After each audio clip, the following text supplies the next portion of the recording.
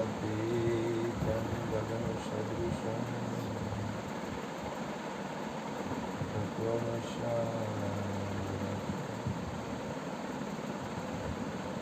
एकं नित्यं विमलमचलं सर्वदी साक्षिभूतं भावातीतं त्रिगुणरहितं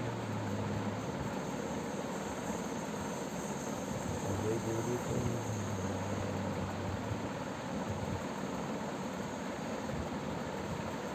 प्रगत गुरु हरिहरजीवन गतोगत बोलनार लाल लाल गण मारी करो तो मरे नहीं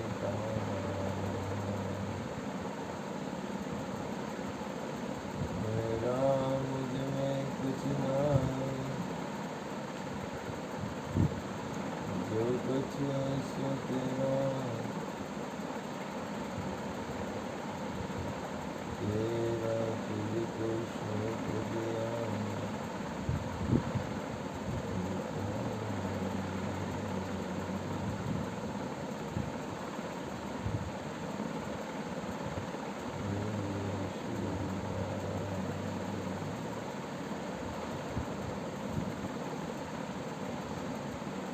આપણી પાસે સાધન છે કાયા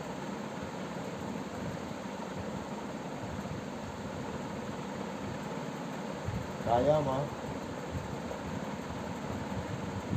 5 તત્વની કાયા બનેલી છે એમાં 10 ઇન્દ્રિયો છે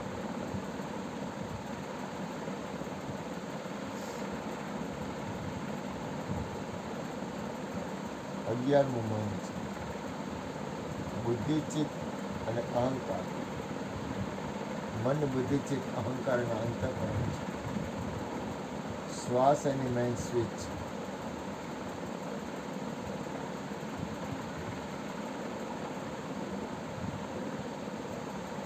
હવે આપણે આ કાયાનું બંધારણ થયું છે 3 ગુણથી સત્વગુણ રજોગુણ અને તમોગુણ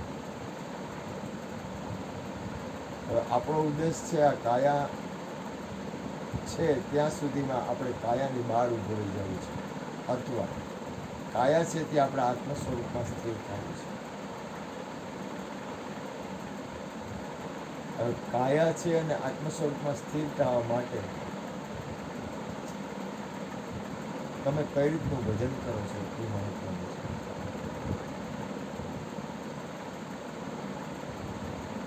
તમારી અંદરની સ્થિતિ કઈ બાજુની છે કઈ ગતિ છે દરેકની અંદરની હાલવાની ગતિ સ્વતંત્ર હોય છે સદગુરુ તમને સત્ય આત્મ સ્વરૂપનું સમજણ આપે પછી હાલવાની રીત તમારી છે તમે કઈ રીતે પરમ તત્વ પરમાત્મા તરફ આવો છો એ તમારા ઉપર મંગાવે છે સદગુરુ તમને શાન કરે સત્યની સમજણ આપે સત્યની સમજણ આપ્યા પછી તમને પરમાત્માનું નામ ભજન સત્સંગ આપે અને તમને કહે કે કોઈ પણ તમે તમારું કલ્યાણ કરો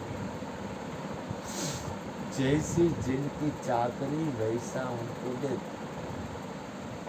દરેકની હાલવાની પરમ તત્વ પરમાત્મા તરફ જવાની ગતિ સ્વતંત્ર છે પણ બનવું છે મુક્ત કારણ કે મનુષ્ય દેહ છે ને એ શ્રેષ્ઠમાં શ્રેષ્ઠ છે તમારામાંથી આખું વિશ્વ નીકળે છે તમારામાં આખું વિશ્વ રહે છે અને પરિણામે તમારામાં આખું વિશ્વ સમજી છે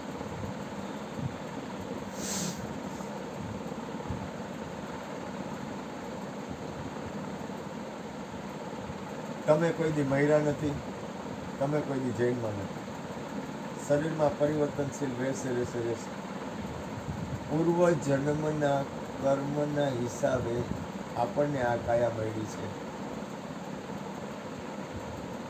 કાયા છે એ કર્મ છે. હવે આપણે કર્મથી ઉપર ઉઠી જવું છે.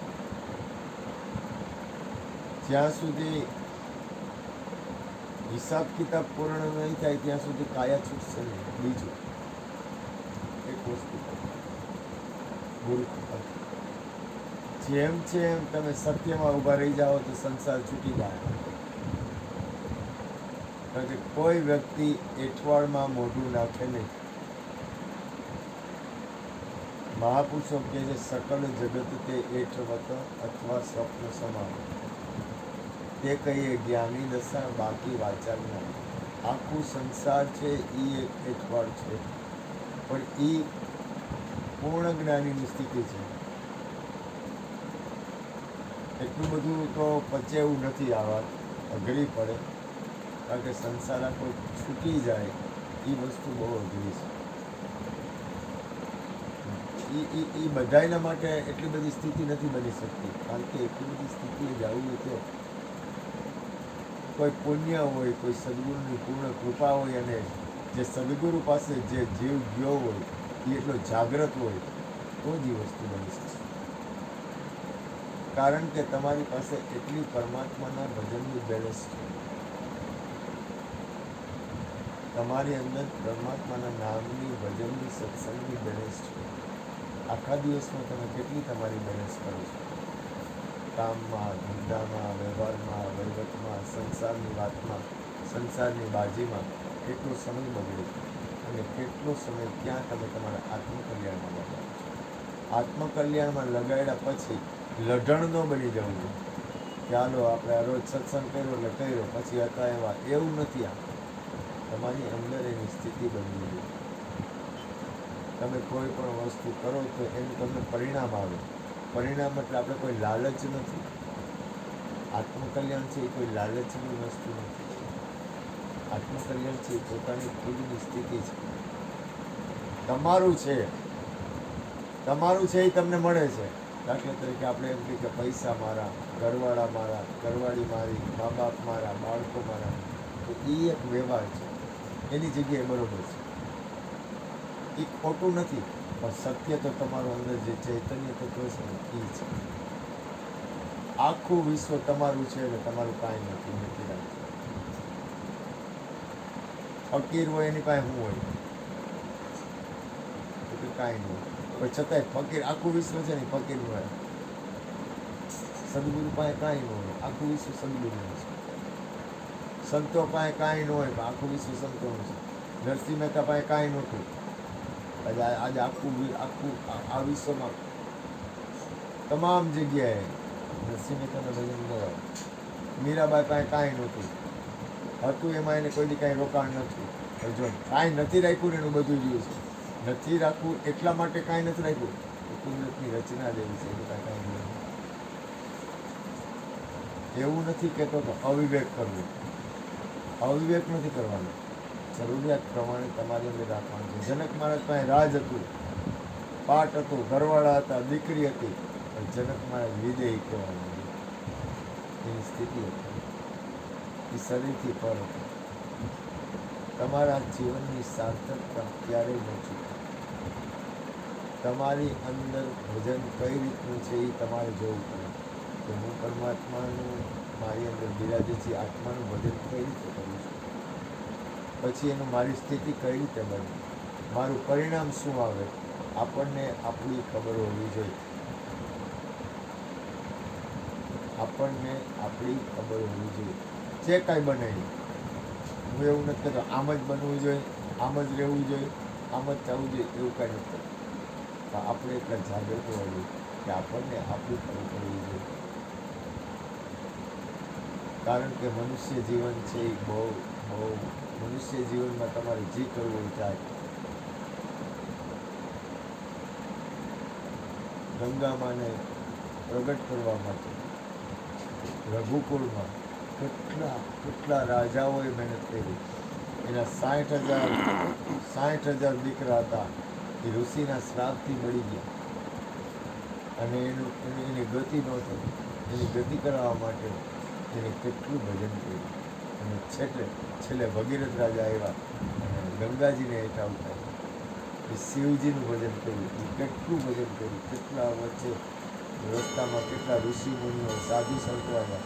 બધાયનું ભજન કરતાં કરતાં છેલ્લે જ્યાં એના બાળકો હતા, 60,000 દીકરા હતા, ત્યાં સુધી ગંગા લેવી અને એની મુક્તિ થઈ. એટલે ભજન છે એ તમારી અંદરની સ્વતંત્ર ગતિ છે. ભજન એવું કરવું કે જેનું પરિણામ દરેકનું કલ્યાણ. તમે એક વસ્તુ નથી કરવું. તમારી અંદર જેટલું સારા વિચાર, સારું વાતાવરણ છે, એટલું તમને પરમાત્મા સારો સપોર્ટ કરશે. છેલ્લે તો માલિકી એની છે. તમારા જીવનને સાર્થક બનાવવા માટે થોડુંક હાલો. તમારા જીવનને સફળ બનાવવા માટે થોડુંક જીવો. તમારા જીવનને સફળ બનાવવા માટે એવું વાતાવરણ કરો, એવી રીતે હાલો કે જેમાં દરેકનું કલ્યાણ હોય અને પોતાનું કલ્યાણ. એવું નથી કે આપણી ભૂલ ન થઈ જાય. માણસ છે, આપણાથી કોઈનું દુઃખ થઈ જાય તો ભાવ ન હોય. ધ્યાન રાખવું. બને મનથી કોઈની ખરાબ નથી છે. બને થોડુંક પ્રયત્ન કરો. કર્મ એવું ન કરવું કે બીજા કોઈ તકલીફ પડે, બીજું કોઈ લાગે. અને વચન એવી રીતે ન વિચારવું વધારે કોઈના હૃદયમાં રહેવાનું. જીવનને એવું સફળ બનાવે. આપણાથી કોઈને સુખ થાય, આપણાથી કોઈને તકલીફ ઓછી પડે, બને ત્યાં સુધી એવું જીવન જીવે. બોલો સદગુરુ. ચા થઈ ગઈ છોકરા? હા, કોફી થઈ ગઈ? જાજો.